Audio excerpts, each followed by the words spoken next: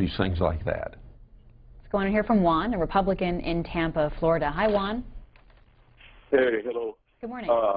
Thank you, Senator Charles. I'm calling from Florida.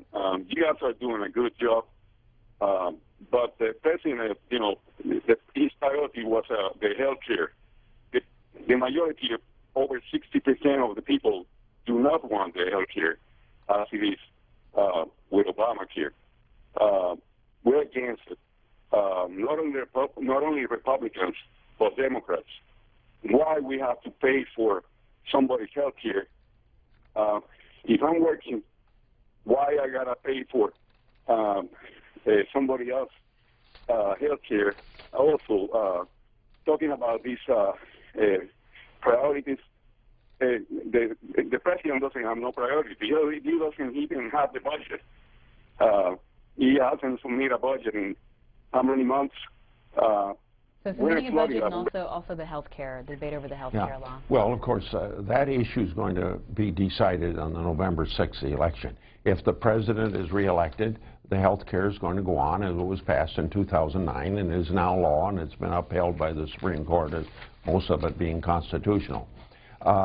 If Romney's elected president, he's running on a platform of repeal, and it'll be repealed, but it's going to be replaced with something else, but it won't have a lot of the bad features in it that this health care reform bill has in it. What was the second issue? Did he bring up something about the budget, the lack of putting a budget on the table? Well, that's Senator Reid made that determination, even though the law of 1974 says that you have to adopt a budget every year. Senator Reid has decided that we aren't going to have a budget the last 3 years. And he decided that, I believe, because there's a lot of tough votes come up when you have budget up. Sometimes you can have 50 amendments and 50 different roll calls in the course of a week on just one item. They're very politically sensitive. And he has 23 Democrats up for election, only 10 Republicans up for election, and I think he wanted to promote it. Another thing is, basically, the Senate's been shut down. We are not producing the material that we normally do because a lot of controversial things they wanted to avoid bringing up. And another thing, if you go back to the political newspaper on Capitol Hill here, back to April, you'll find a story where the Senate of the agenda of the United States Senate was going to be paralleled with what the president wanted to talk about that week. So, you know. I ask unanimous consent that I speak as if we are in a quorum. In morning business, and that Senator, we're in a quorum dispense with the calling. Without objection, the senator from New Jersey is recognized. Without objection, he's recognized as if in morning business. Mr. President, we're at a moment in time when Americans across the country are confused by what they're hearing, and it's hard to discern the truth from the fiction. And one of the proposals that's being talked about is the Republican nominee for Vice President, Paul Ryan, is known for his budget proposals. And we have to look at them squarely, and we have to decide what's reliable, what's true, and what is, as I said earlier, fiction.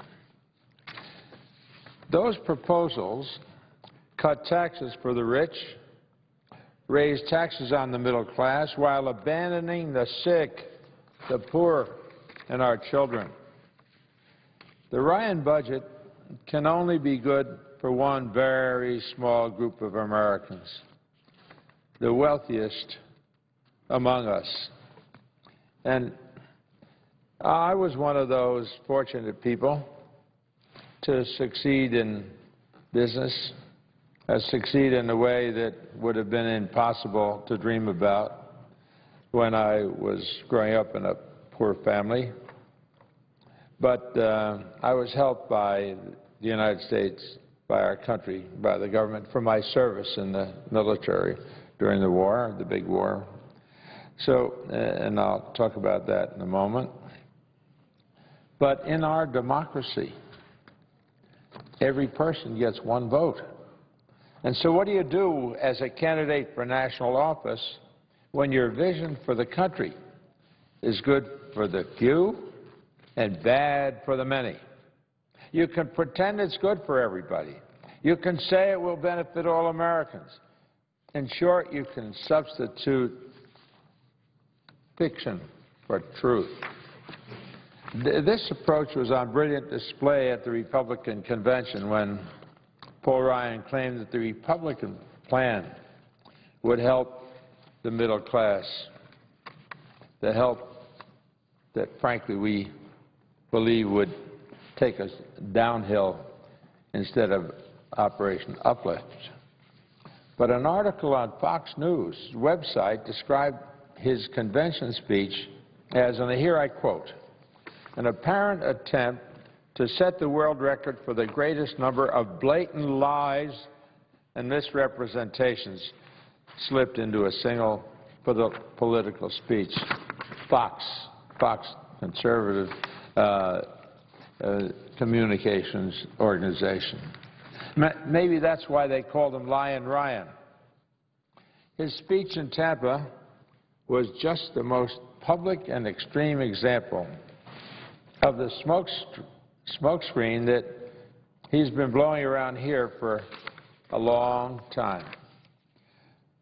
So today, Mr. President, we're going to look at the numbers in Paul Ryan's budget, because numbers don't lie, even if some politicians do.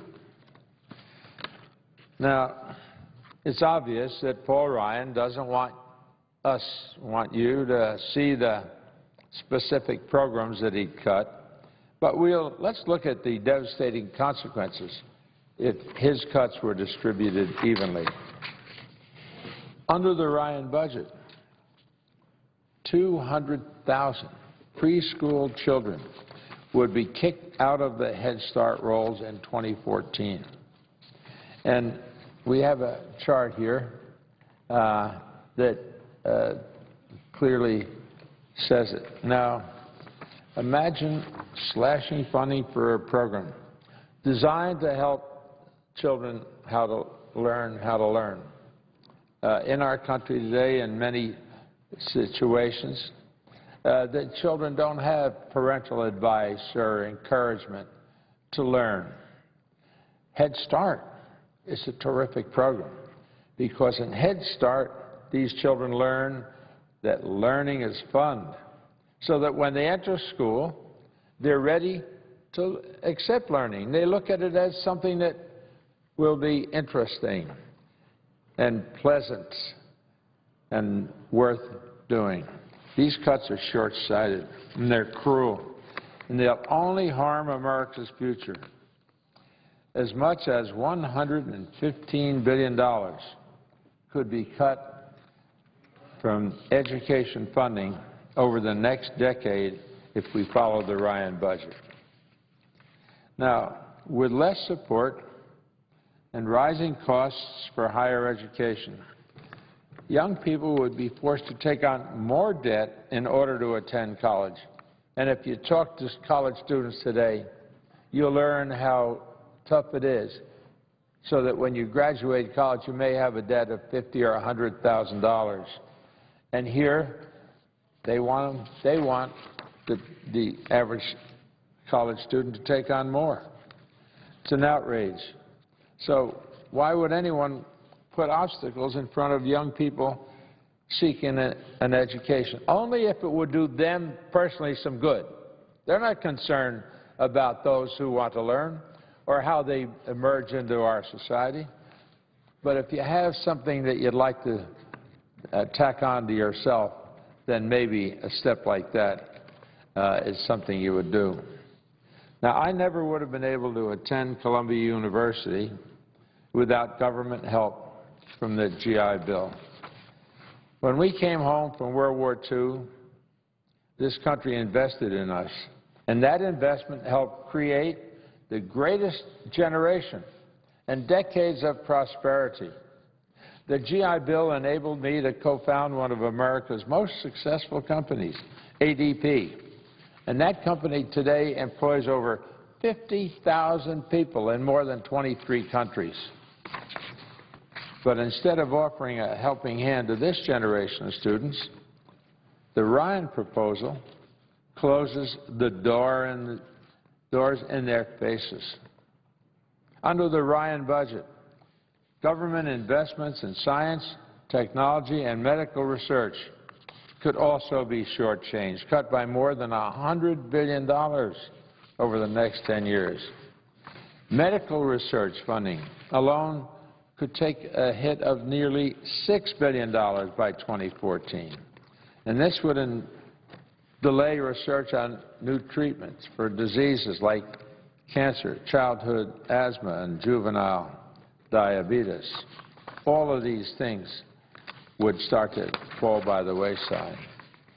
We have a chart here. It says the Republican budget plan take $5.8 billion that would otherwise be used for asthma and juvenile diabetes, cancer, autism, and more. And who would want to deliver a message to a parent in America that says, oh, your country cannot provide the funds to cure your children's illness? The Ryan budget also wants to add pain to those dependent on health care programs. Instead of reassuring seniors that they can look forward to retirement in good health, he adds anxiety with cuts. He has proposed to end Medicare as we know it, giving seniors a voucher instead of a guarantee. Now, if that voucher can't cover the cost of needed medical services, Republicans' attitude is, too bad, you're on your own. If Ryan succeeds, tell the medical beneficiaries that their costs for medical services can be increased at the will of insurance companies. Ryan's plan says, well, all right, cut Medicaid. That's a program for the impoverished. Cut Medicaid by more than $800 billion over a 10-year period. Now, Medicaid is there to provide vital resources for expectant mothers and nursing home care for seniors. We created Medicare and Medicaid to be there for seniors and the poor when they got sick. Ryan, with that sharp knife of his, wants to cut funding and break that promise. It's shameful. Mr. President, a budget isn't just a collection of numbers. It's an expression of principles and priorities. And we shouldn't look at a budget like an auditor. We should see it as a way to fulfill the obligations of our democracy, to be there for those who need help. A budget sets forward a vision for our nation's future, makes a statement about what counts in America, what are our values. So when we see the budget authored by Paul Ryan, called Marvelous, by Mitt Romney, candidate for the presidency of the United States, calls this budget by Paul Ryan marvelous, and the budget passed by the House Republicans. We should be deeply disturbed. It's an outrage for Republicans to say that we should give the wealthiest Americans more tax breaks as they increase the burden on a middle class already struggling to afford the essentials. Who are we going to fight for? Middle-class families or the multi-millionaires? In our country, last year, in a recent year, 400 people made over $200 million each in the year. Should they carry a fair share of the country's opportunities to continue rather to invest in the country than want to shepherd the funds for their own personal use? Everybody knows you can't build a house from the chimney down, and you can't build a balanced society by soaking the poor to feed the rich at a time when our economy is fighting strong headwinds and too many Americans are out of work. Paul Ryan and his running mate offer the same old prescription: tax cuts for the rich and austerity for everybody else. But you want to hear this from him. Paul Ryan likes to distract and distort. He's been hiding the truth about his budget so the American people don't really know what's going on. The bottom line is this: Paul Ryan knows very well he can't afford to tell the American people what his real agenda is, because he knows what would happen. There would be no more buyers for what he's selling. Americans are now seeing the values that the Republican Party and their new leader, Paul Ryan, are really fighting for. We've let the Republicans go their way for 8 years now, and it led to the worst economic crisis since the Great Depression. And very often you'll hear say, well, Obama hasn't really done what he should have done. There are 4 million more people working now than there were when he took office. And more people are excited about the health care plan that's been proposed than discouraged by it, because they know that with this health plan that it's going to help them be better, have wellness in their life, and it ultimately will reduce costs substantially. And so it goes that way. But rather than help those who could use a boost, could use some support, can use to make sure that their kids get educated, to make sure that their parents, the people who built the past generations, that built the strength of this country over the years, no, rather than help them, let's protect those, the wealthiest, who don't need the help. During World War II, there was an excess profits tax. That tax was there designed to take some of the excess profits that companies were making. And now we ought to apply the same logic. We have people fighting for their lives in Afghanistan and other places. And instead of saying, okay, let's make sure that everybody feels like they're included in this great democracy of ours, they're saying, no, no, no, let them take care of themselves. As a matter of fact, it was suggested by Mitt Romney, the candidate for president, said that these college students ought to borrow from their parents. In many cases, their parents are struggling to keep food on the table and pay the rent or the mortgage. So, enough is enough. And there's too much at stake to let ourselves be fooled by their tricks once again. We have to support the programs that have been working perfectly, not yet, but getting better all the time. More people going to work, and more people view America as an opportunity for them to succeed in life. While I have the floor, I want to pay my respects to Ambassador Chris Stevens' family, and to note that 4 American heroes were murdered yesterday at the American Embassy in Benghazi, Libya. People who had an assignment to make sure that their country, America, was working in Libya to try and bridge the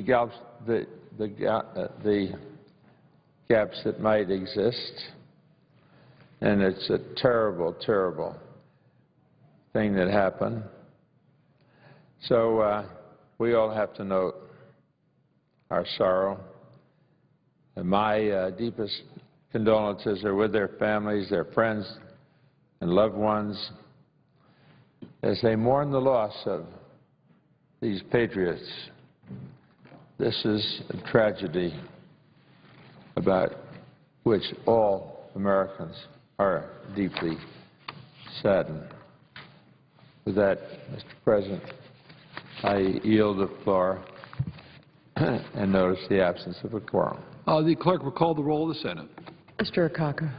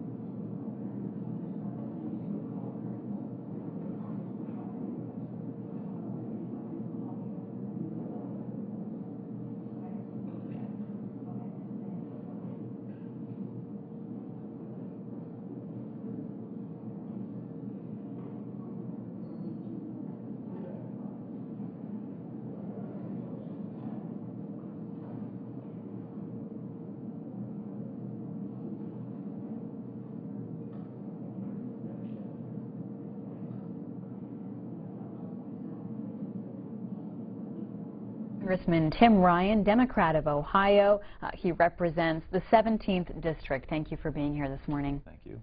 Wanted to get your reaction initially to the news that the U.S. ambassador to Libya was killed in an attack. We've gotten confirmation now from the Secretary of State that Ambassador Chris Stevens, as well as other staffers, were killed over there. What does this mean for relations in the region? Well, I think it's obviously going to damage them greatly. That's a huge deal, and our hearts and prayers go out to the families of those people. You don't always think about diplomats being so closely in the line of fire, but they are every day, and we should be very thankful for their service. So this will change it, I think, in a big way, but yet to be determined at what level. And what will you be looking for as signs for Congress to weigh in? What takes it to that level that you would be getting involved? Well, I think there's a lot more to be learned. I don't think this morning, after just hearing about it, not knowing exactly who the folks are who committed this crime, I think it's very early to say, but we'll be monitoring very closely. I sit on the House Armed Services Committee, so we'll be looking very closely at this situation. Does it concern you about the stability of Libya and Egypt and also our role there? Yeah, of course. I mean, we get the blame for things we do, and we get the blame for things we don't do, but we are a major leader in the world, and that comes with the territory. But you know, all of the changes that have happened throughout the world don't always go as planned, and so we just continue to monitor the situation as it unfolds. Representative Tim Ryan of Ohio. We saw this headline in the New York Times this morning. Moody warns that U.S. may face a debt downgrade. It's echoed in other newspapers. Congressional leaders dug in their heels on Tuesday against any quick deal to resolve a looming fiscal disaster before the election, even as a major ratings agency warned that it would downgrade the government's debt if no solution was found by year's end. Yeah, well, we obviously have a long-term debt situation. I don't think anybody's denying that, but I think this, to me, says why we need to keep President Obama in place, because if you look at Mitt Romney's budget over the next few years, it actually explodes the debt. He gives huge tax cuts, increases military spending, and everyone knows that you just can't cut taxes and increase spending and not think that it's going to have an effect on the long-term budget. He's going to repeal the health care reform that the Congressional Budget Office said is going to reduce the debt in the second decade by $1.3 trillion. We are moving in the right direction, no doubt about it. We've got to figure out how to get a deal done, hopefully right after the election. But you need somebody that's President of the United States that's going to approach this in a mature and methodical way, and I think President Obama is willing to do that. If you'd like to talk with the Congressman, here's how you can reach us. Democrats, 202-737-0001. Republicans, 202-737-0002. Independent callers, 202-628-0205. What's the responsibility of Democrats in the House to avoid this fiscal cliff? What are you doing now, either behind the scenes or overtly, to prepare to lay the groundwork for what happens in the next couple of months? Well, I think every member of Congress needs to be prepared after November to cast their vote for a deal that they're not going to agree 100% with. I think that's the responsibility of every member of Congress. And so as we have to ask the American people to back us on that, to say, hey, you know, no one's going to get 100% of what they want. President Obama's not, Speaker Boehner's not, Mitch McConnell's not, Harry Reid's not. So we need to be in a position where we are going to accept something that is going to provide some stability in the long term, continue to allow us to make the investments that we need to make in the country, in research and development, in education, in the things that are going to yield long-term economic growth to allow us to compete with China and India and the rest of the world. So it's got to be a balanced approach, but I think everybody's got to be willing to say, hey, we may have to go back home, and not every constituent is going to like us. We're not going to be able to go to the Tea Party town hall meeting and get 100% support, but we've got to do what's right for the country. Let's hear from our callers. Pat is a Democrat in St. Louis, Missouri. Good morning. Good morning. Hi, go right ahead. You're on with Congressman Ryan. Yes, first I'd like to say thank you for taking my call. And to Congressman Ryan, to commend him on the job that they are doing and working with the President I think the president has worked hard to bring us out of the deep ditch that we were in. And, you know, once you get in, it's hard getting out, and it takes longer to get out. As far as the jobs, I understand that jobs are not coming as fast, and it's not okay, but we accept that because we know where we came from. As far as manufacturing, I think he's done what he could do without a Congress to work with him. I think he's done a good job on that. As far as campaign, we have Governor Romney and Congressman Paul Ryan, who are out campaigning. Congressman Ryan was against the stimulus, although he asked for money for his state and said it would create jobs, and he's out here campaigning as if and looking straight into the camera and lying about things that he's done. I just don't understand how you can do that. Let's get a response from our guest. I think she's really smart, and I agree with her. And I think it's true. You know, part of what the problem I think people are having in this election is, and Congressman Ryan is a friend of mine and he's a good guy, but it's hard to reconcile the fact that he voted for a stimulus package that George Bush pushed for, and then now complains against the President Obama stimulus package, and then asks for money from it. And then he also, which is really interesting, voted for 2 wars and a prescription drug benefit that expanded the spending in the United States and had no way to pay for it, and now he's a deficit hawk. So I think all of a sudden people are starting to say, well, wait a minute, are these decisions political? Does it have to do with just President Obama's pushing some of these ideas?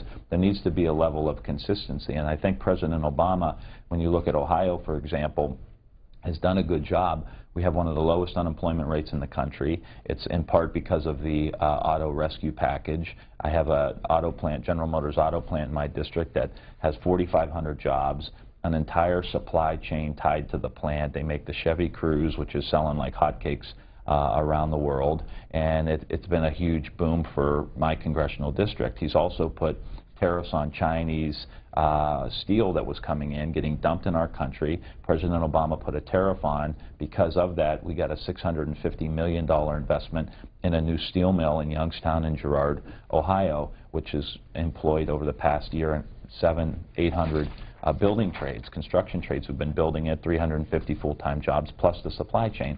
So from my estimation, President Obama has been the president who is moving us towards a new road towards advanced manufacturing and a new type of manufacturing. Let's take a look at those unemployment numbers. The national average is 8.1%. In Ohio, it's 7.2%. Let's take a look at an ad from the Romney campaign addressing the issue of manufacturing. It's airing in your home state of Ohio. This president can ask us to be patient. This president can tell us it was someone else's fault. But this president cannot tell us that you're better off today than when he took office. Here in Ohio, we're not better off under President Obama. His failed economic and trade policies with China have destroyed thousands of jobs. The Romney plan, stand up to China, create over 450,000 new jobs, keep Ohio jobs in Ohio. I'm Mitt Romney, and I approve this message. Congressman Tim Ryan, your response. Wow. That is so inaccurate. I mean, you want to ask Governor Romney if he's been to Ohio lately. As I said, you know, we have the lowest unemployment rate, one of them in the state or in the entire country. As I said, we have a huge boom in the auto industry now. We have people investing in steel mills for $650 million in Youngstown. We have huge investments in oil and gas now coming in the eastern part of the state. You really want to we have a long way to go. I'm not here to say that we are living in utopia in Ohio. We have a long way to go. There's still too much unemployment. There's still a long way to go. But for Governor Romney to run an ad that's somehow saying President Obama hasn't delivered for Ohio, I think is completely ridiculous. And you look at the investments that we have made, and roads and bridges, and the kids who are going to school because of the expansion of Pell Grants, savings and student loans. I mean, I would put Ohio up against any other state in the country as to where the president has truly invested in and benefited a particular state. Representative Tim Ryan, his district is the 17th in Ohio. That includes Youngstown, Warren, and Akron. He's the co-chair of the Congressional Manufacturing Caucus, and he serves on the Armed Services Committee, the Budget Committee, in his 5th term in Congress. Let's go to Rockland County, New York. Ellen, Republican caller. Hi, Ellen. Hi there.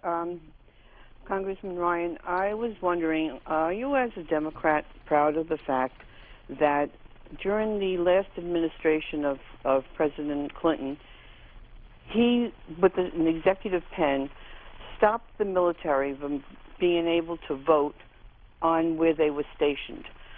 Sailors were able to vote on the ship they were serving on. Other military personnel and their families was able to vote from where they were stationed. And now we're down to the fact that I think the last election, only 4%, they had to vote absentee at that point now. And only 4% of our military's vote has been counted.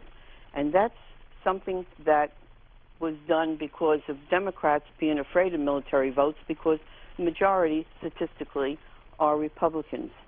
Is that something you were proud of, that you're denying, but yet the different states that are trying to get voter identification are being sued by your administration, but nobody's suing anybody? The states that are not adhering to the law that's supposed to be providing security for our military votes. I think everyone in the country would support those men and women who serve the country to be able to vote, and to vote as easily and as accessibly as they possibly can. And so I support whatever measures are necessary to allow our soldiers, Marines, sailors to be able to vote. My concern here really is what's going on in Ohio, where you have the Secretary of State who's actually shrinking the amount of time that people in Ohio can have an opportunity to vote, whether it's the weekend before or the month before, really restricting hours. It's 2012 in America. We have people who are working a lot. It's not easy to get to the polls anymore. We were able a few years ago to expand the opportunity for people to vote, and now we have Republicans in Ohio who are beginning to shrink that opportunity for the exact reason you are accusing Democrats of doing, for trying to limit people to come and vote, Democrats to come to the polls and vote. And all this voter ID stuff is a bunch of hogwash. There have been no major findings of any kind of voter fraud anywhere, but yet the Republicans are coming in and they're saying, well, we need voter identification. Who does that hurt? It hurts young kids who are in college, primarily vote for Democrats, and it hurts senior citizens, primarily vote for Democrats, and it hurts the poor and African American and minorities who primarily vote for Democrats. So this is really a cynical and blatant attempt, in my estimation, for people to try to limit opportunity to go and vote, and limit who can go vote, and make it, we should be making it as convenient as possible. And with no major findings of any kind of voter fraud, it seems like a real political move, and it's happening in, just coincidentally, key battleground states. Early voting starts in Ohio on October 2nd. Story from the New York Times this week: a tight election may be tangled in legal battles. It says the most closely watched cases in the swing states of Ohio and Pennsylvania will see court arguments again this week, with the Ohio dispute possibly headed for a request for emergency review by the Supreme Court. Looking ahead to after the election, how big do you think legal challenges may come into play? Might we be seeing the scenario we saw in the year 2000 in Florida happening in your state of Ohio? Yeah, let's hope not. I think President Obama, it's obviously a tight race, but I think he's going to win by a significant margin in Ohio, to where it will be outside of the requirements for any kind of automatic recount, or where there would need to be a legitimate legal challenge. And so I'm optimistic in that regard.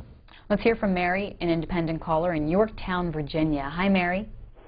Good morning. Good morning. You know, I am just sick and tired of the Democrats, especially the president, that is the head of the executive branch, that's required to make sure that jobs and resources go to those here legally.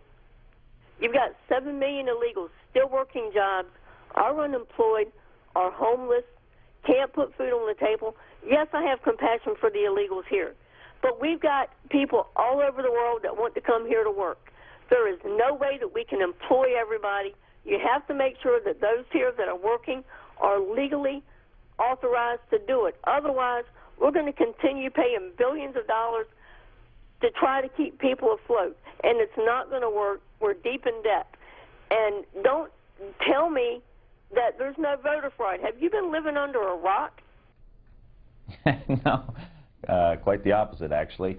No, I'm waiting for someone to prove some and show some real evidence of where there has been voter fraud. And as far as the illegal immigration, I think it's been President Obama who has made more investments and put more security forces on the border to try to stop the flow of illegal immigration. And I will say, why doesn't, if the Republicans are so good on this measure, why don't they bring something to the floor that would actually address this issue? This is much more complicated. We need a process where we can bring people into this country legally, but we also need to invest the resources necessary to be able to process them. So I love how some of our conservative friends spend a lot of time talking about illegal immigration, but then they cut the Immigration and Naturalization Service budget. We actually need to beef that up so that we can process people through legally through the country and make it easy for people to get into the country and not have to violate the law to get into the country. And if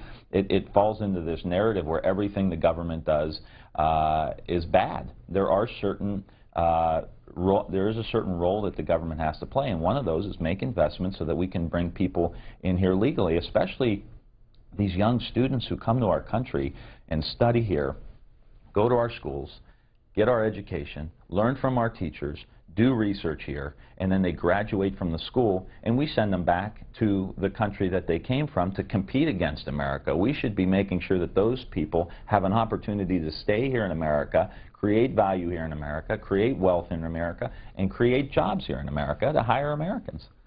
Joseph tweets in and writes, Representative Tim Ryan, is America better off today than it was 4 years ago? Explain. Yes. I can explain from my congressional district clearly. I mean, obviously, the unemployment rate is down, the stock market is up, investments are being made, the auto industry is back, Osama bin Laden is gone, and as I said, in Ohio, we have 1 in every 8 jobs is directly linked to the auto industry. That's a huge boom for Ohio. And these kinds of things that the president has done. We stopped the bleeding. We've got a long way to go. We've got way too many people suffering way too much in America. But we've come a long, long way in the last few years, and we've got to continue to dig ourselves out of this hole. But clearly we are better off than we were 4 years ago. And I just harken back to those days when the stock market was fallen by 700-800 points in one day. The financial collapse, the housing market, all are starting to tick up in the right direction now. And we've had 20+ months of solid job growth. So we're not where we need to be, but we are moving from 750,000 jobs lost in a month to hundreds of thousands, over 4.5 million being created over the last 20 months or so. Joining us from Derry, New Hampshire, Wade is a Democratic caller. Hi, Wade. Hi, how you doing this morning? Good. Hi, Wade. Listen, I just want to say, first of all, that no matter how many times I actually hear it, it never gets old to hear it. Osama bin Laden is gone, man. But the first thing that I want to bring up to this gentleman, and not to tread on his time or his toes, but your former speaker, Senator Grassley, had mentioned Americans approve of Congress mostly after a great tragedy or something like that. I'd like to point out to Mr. Grassley that Americans are like honeybees, and we know how to unite and approve of things because every day we make this country go around, and we approve of abiding by the laws, we approve of abiding by the rules, and we approve of getting stuff done. Now, second, this last woman that called in about all of a sudden voting rights being made more difficult, I'd like to point out that the legislature here in New Hampshire tried to get that voter ID passed, and additionally emphasize and point out that Governor Lynch is a Democrat, and he vetoed that bill. So the Democrats are definitely making it a lot easier for people to go along the lines of what has been in the past and should be still. Now, I don't agree totally that there shouldn't be some voter ID, because obviously we shouldn't allow people that aren't citizens to vote. But the whole point of it is, if people are paying attention, is that why all of a sudden is this a pressing issue at this time? We'll leave it there and get a response. Yeah, I agree. I mean, it's just, it reeks of politics, and it's very, very cynical. I mean, you think about going to the fundamental right that we have as Americans to get out and vote. Now you're going to tell an 85-year-old senior citizen grandmother, as she makes her way down to the precinct 2A in Niles, Ohio, to go vote, do you have your ID with you? And she hasn't driven in years. It doesn't, you know, but everyone there knows who she is, and she has adequate, an adequate form of identification in some way to where they know who she is and everything else. It just seems very, very cynical. And clearly, when you look at who it hurts, you know it's a political power grab. Looking at the presidential election in 2008, then candidate Senator Obama beat Senator John McCain 52% to 47%. A latest poll in the Hill newspaper shows Romney with a bit of a lead in Ohio. And we've been seeing the poll numbers kind of fluctuate recently, but this one shows him slightly ahead, 47%, to President Obama, 44%. What do you make of that? Well, I just saw two yesterday that had President Obama at 50% and had Romney at 45%. I think there's two things going on that are going to allow President Obama to win. I think the ground game that he has, we have in several counties in my congressional district 4 or 5 Obama offices where people are hitting the ground in neighborhoods, getting people identified and bringing them out to vote. That's going to be a huge thing. And the other thing is the economy, the auto industry, and the ripple effect. The fact that he slapped tariffs on Chinese steel tubing and on Chinese tires. He's taken on China, and we've seen jobs being created in Ohio because of that. And then the other thing, which is kind of under the radar screen for most national news, last year we had a huge collective bargaining referendum in Ohio. And it was all public employees, and it was just like Wisconsin, except it included police and fire. And that referendum passed with 62% of the vote. So 62% of Ohioans voted it down. Governor Romney came in and campaigned for on the other side, against the police, against the fire, against the public employees. Karl Rove, Lynn Cheney, all put a lot of money into that campaign. And so what's happening in Ohio now is you have a lot of police and fire folks and public employees, teachers saying, I am never voting Republican again, and they have been traditional Republican voters. So Mitt Romney is going to get caught in the riptide on this one, and he's going to get pulled under, and it's under the radar screen. Most people aren't talking about it, but in addition to the economics and what I mentioned, you also have this Senate Bill 5 collective bargaining issue that Mitt Romney was on the wrong side on, and he's going to pay the price in November. Representative Tim Ryan, a Democrat of Ohio. He serves on the Budget Committee, also Armed Services. Let's hear from Adrian, Republican in Clearwater, Florida. Yes, one thing about the promising the good of free elections, whether the person gets to the poll, they can vote. But we have Americans who flew to Washington, to North Carolina. They walked to the city of North Carolina to go to their convention. And as the members of that convention voted yea and nay over Jerusalem and God, the teleprompter said the yeas had it. Did the yeas have it, or did the nays have it? I'm so surprised that Al Gore didn't sue to shut down the convention because the vote was fraudulent. Adrian, our guest, Representative Ryan, was an Ohio delegate last week in Charlotte at the Democratic Convention. Give us your inside perspective. Well, I think obviously there was some controversy there, but it got rectified, and you know, political parties have these internal discussions all the time. Here's the platform, we move forward. But I think those really aren't the issues. I mean, for the God thing, for God's sake, Governor Strickland's a former minister who was overseeing the platform. So I don't think any political party has any corner on God. God's too big for that. Can't be stuffed into one political party. I think most of us believe in a pretty big God, and you know, it does get frustrating to think one political party thinks, or human beings actually believe, that somehow God's on their side more so than someone else's. Email in to us.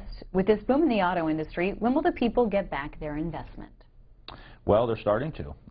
They already have gotten some back, but as the auto industry continues to grow, they will continue to get back their investment. I think it's the same with AIG. AIG is now paying back more from the TARP program. So it takes time. We, American people, really, I think, appreciate, I know we appreciate it in Ohio, the fact that there was nowhere else to go. A lot of people say, and the Republicans say, well, why didn't the auto industry just go into the credit market and borrow some money to save themselves through bankruptcy? And the reason is there was nowhere else to go. There was no one who was going to lend the auto industry any money. The government was the last stop, and I thought it was a great, brave decision. It was not popular at the time for President Obama or Senator Sherrod Brown or myself or others who stuck our neck out to do this, but there was nowhere else to go. What were we going to do? Let the entire American auto industry go belly up so that foreign countries can come in here and buy the manufacturing facilities? No, we need a strong manufacturing base, and the last real bastion of strong middle-class jobs are located in the auto industry. And so we did what we had to do, and the taxpayer will get their money back. It won't be tomorrow, but it will be over the next few years. They will get their money back. And just think of how many people are now paying taxes into the coffers, how many auto workers, how many plants are funding local schools all over the country. I think it's important to see how all this is really connected. Larry, independent caller, Clinton, Missouri, welcome. Good morning. How are you this morning? Good morning. I have a statement, and then I have a question.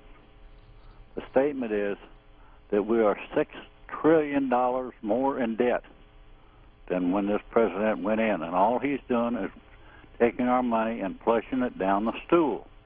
Now, what about the $2 billion that went to Brazil for oil when we got all the oil we want? Secondly, the lowest state in the United States on unemployment, do you know what it is? It's not Ohio, that's for sure. Any state that you're watching in particular, Larry? I beg your pardon? Any state that you're watching in particular? Yeah, I know what state it is. Let's see if this guy knows what it is. I don't know what it is. I said Ohio is one of the lowest. You're not even close. North Dakota, my friend, is around a 2% unemployment. That just shows what you know, which is nothing. All you know and all you'll be able to see in the United States today, no one could bring us down militarily. Can I ask you a question? Let me ask you a question. You want to talk? You brought up. Let me ask you a question. You brought up the debt. Do you think the debt that we have as a country has anything to do with the 2 wars and the prescription drug bill that the Republicans passed, and they didn't pay for anything? Has that contributed to the national debt at all? Yeah, it did, but not like this guy. He's a spending nut. This guy meaning President Obama? It's going to bring our country down. If we reelect him, if this country reelects him, this country will no longer be America. It will be Russia or it will be the Middle East, one or the other. I get sad when I hear people talk like that, because they somehow think that one president or one person can somehow bring America down. And the reality is the debt that we're dealing with today is primarily due to the 2 wars and the prescription drug bill that was passed primarily by Republicans and under President Bush. None of it was paid for. So now all of a sudden people turn around and say, well, we got to pay for this, and where's this debt? And they try to put it all on President Obama. I think a reasonable person would say, okay, maybe both sides have had something to do with this, but the exception, I think, is that we were in a complete financial collapse, and we needed money injected into the economy. Ohio, Governor Strickland could have cut every single public employee in Ohio, and we still wouldn't have balanced the budget in Ohio. We needed the federal support. We needed the American Recovery Act. It came in, and there was a big chunk of the stimulus package that was called state support, and it was just plugging holes because we were in a complete free fall. And of course, the money had to be borrowed because we didn't have the money to pay for it. And the question is, how over the long term do we begin to balance the budget? And that's primarily dealing with entitlements, the tax structure, and military spending. And if over the next decade or two we begin to get that under control, we will balance the budget. Plus we have the baby boomers coming in. So to sit here and say that we're not going to be America anymore because if President Obama gets reelected, I think is silly, and I think it's really unfair, and I think the people who stoke those fires are being irresponsible. Representative Tim Ryan, keeping on the topic of the national debt, here's an email that came to Washington Journal. It says, at what level of debt do you become concerned that the U.S. will no longer be able to borrow money? How would you rate the creditworthiness of the U.S.? Well, we're still the safest place in the world to make an investment, and the full faith and credit of the United States still really means something, and there's still billions of dollars, trillions of dollars being poured into the United States because we are a safe place. So the scare tactics that America somehow is going to turn into Greece, again, is complete nonsense. But we do have to be concerned about it. I mean, I'm concerned about it. I have 2 nephews and a niece. I don't want to pass on huge levels of debt to them. We do have to worry that public borrowing would crowd out private borrowing and drive up interest rates and then stymie the economy. We don't want that. So we do have to do the responsible thing. But I think one of the best ways to do it is to make sure that we have job creation now, and that's why the jobs bill that President Obama has, I think, could be very helpful by investing money in the roads and bridges, things we need already, the infrastructure needs that we have. Those projects aren't getting any cheaper.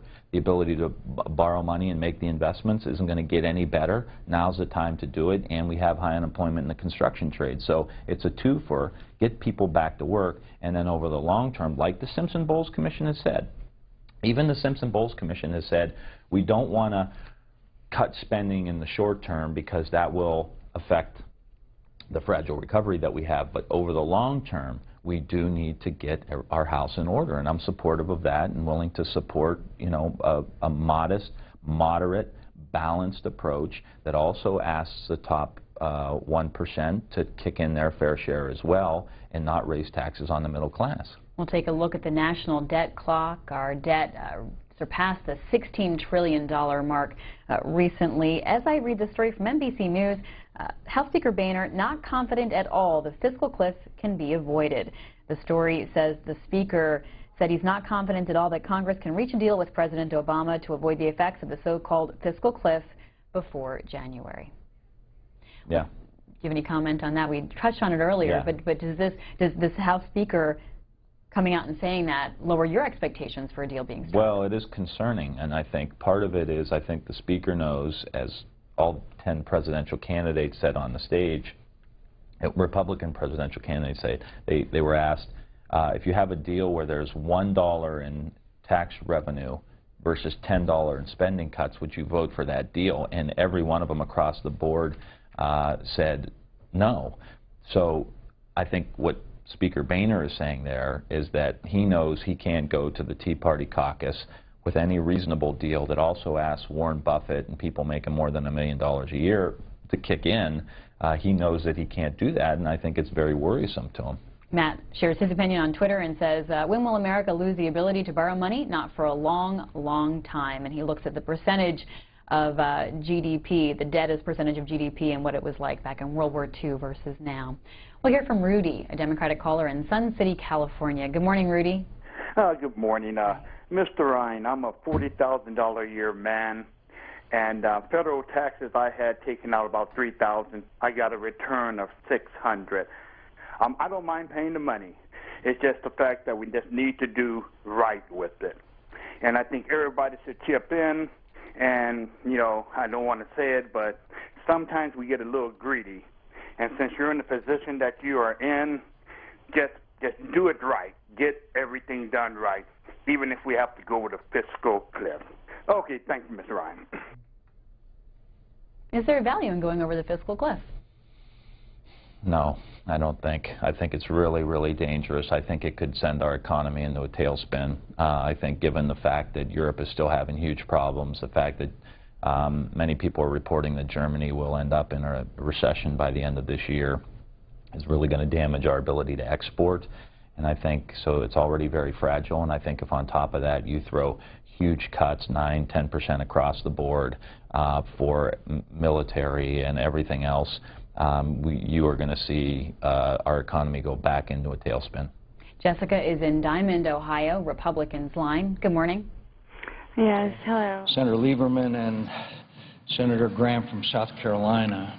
Without objection, the senator from Arizona is recognized, and his request without objection is granted.